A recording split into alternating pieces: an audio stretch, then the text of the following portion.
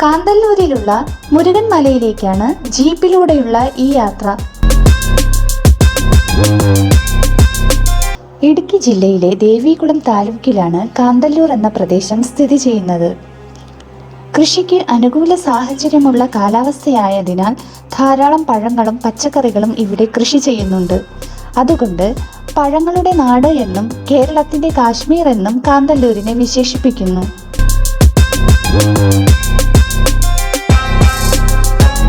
മറയൂരിൽ നിന്നും 13.5 കിലോമീറ്ററുമാണ് കാന്തല്ലൂരിലേക്കുള്ള ദൂരം.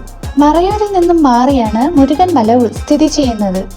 സാധാരണ വാഹനങ്ങളൊന്നും ഈ മലയിലേക്ക് കയറില്ല. പ്രത്യേക പരിശീലനം ലഭിച്ച ഡ്രൈവർമാർ ഓടിക്കുന്ന ജീപ്പുകളിലാണ് മുകളിലേക്ക് കയറാൻ കഴിയുന്നത്. തികച്ചും ഒരു ഓഫ് റോഡ് സവാരിയാണിത്.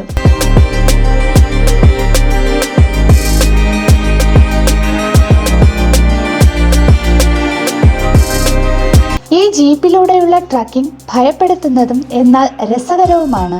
മനോഹരമായ ദൃശ്യങ്ങളും മനസ്സിന് കുളിർമ നൽകുന്ന കാഴ്ചയാണ്.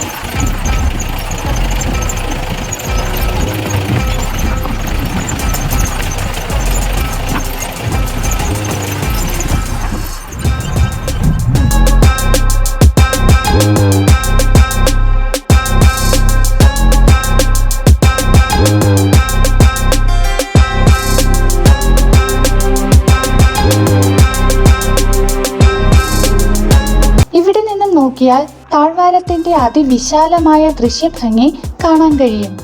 സാഹസികതയും പ്രകൃതി ഭംഗിയും ആസ്വദിക്കുന്നവർക്ക് ഈ കാഴ്ചകൾ തികച്ചും നല്ലൊരു അനുഭവമായിരിക്കും.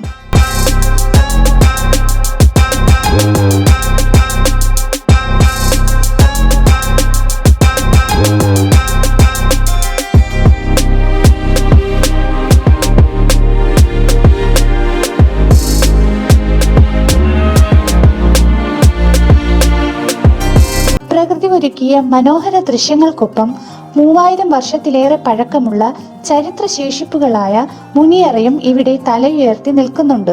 മുനിയറകൾക്ക് പേരുകേട്ട സ്ഥലമാണ് മറയൂരും കാന്തല്ലൂരും. ഇതാണ് മുനിയറ.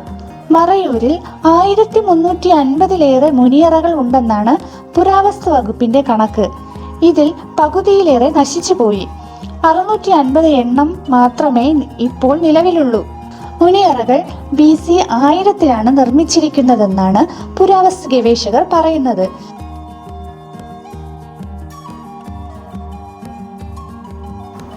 മുനിമാർ ഇവിടെ തപസ് ചെയ്തിരുന്നു എന്നും അങ്ങനെ അവർ ഇവിടെ തന്നെ സമാധിയായി എന്നും നാട്ടുകാർ വിശ്വസിച്ചിരുന്നു.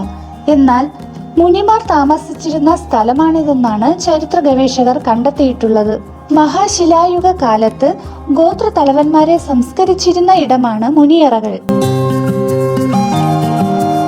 പാറകൾ പാത്തികളായി പിളർന്നെടുത്ത 3 കല്ലുകൾ 5 അടി ഉയരത്തിൽ ചുറ്റുമതിലായും ഒരു കല്ല് മേൽക്കൂരയായും ഉപയോഗിച്ചാണ് മുനിയറകളെന്ന ഈ കൽവീടുകൾ നിർമ്മിച്ചിരിക്കുന്നത്.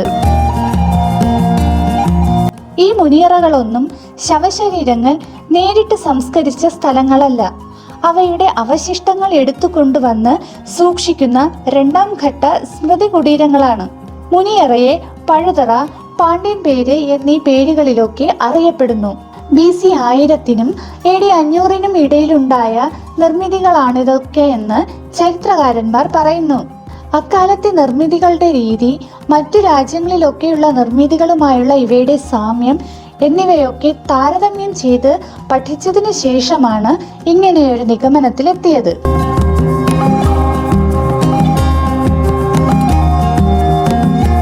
ഈ മലയ്ക്ക് മുരുകൻ മല എന്ന പേര് വന്നത് ഇവിടെ ഒരു ചെറിയ മുരുകൻ ക്ഷേത്രമുണ്ട്, അതിനാലാണ് മുരുകൻ മല എന്ന പേര് വന്നത്. പൊളിഞ്ഞു വീണതോ പണി പൂർത്തിയാകാത്തതോ ആയ ഒരു ക്ഷേത്രമാണിത്. ഈ ക്ഷേത്രത്തെക്കുറിച്ച് നിങ്ങൾക്കറിയാമെങ്കിൽ കമന്റ് ബോക്സിൽ കമന്റ് ചെയ്യണേ.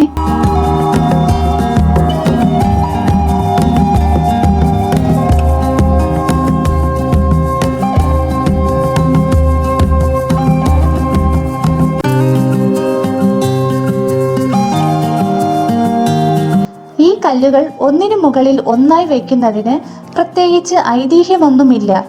ആരോ ഒരാൾ എപ്പോഴോ ചെയ്തു വെച്ചത് മറ്റാളുകൾ അതൊരു ആചാരമാണെന്ന് കരുതി ചെയ്തു പോരുന്നതാണ്.